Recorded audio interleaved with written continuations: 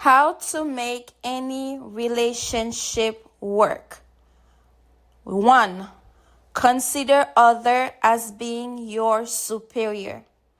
That's from Philippians chapter 2, verse 3. It reads, "Do nothing out of your ego. With humility, consider others superior to you."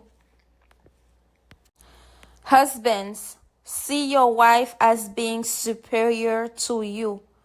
Wife, see your husband as being superior to you. Let's read Luke chapter 9, verse 48.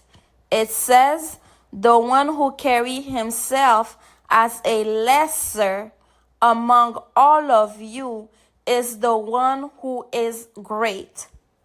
Jesus was the greatest among his disciples, yet he put himself in a humble position as far as washing their feet.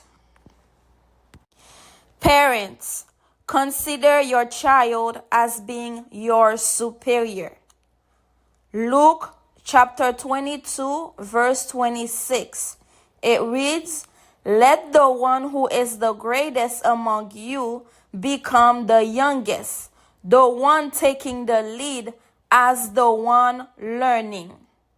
Bottom line, everyone can be treated with love, respect, dignity if they consider each other's interests first before their own.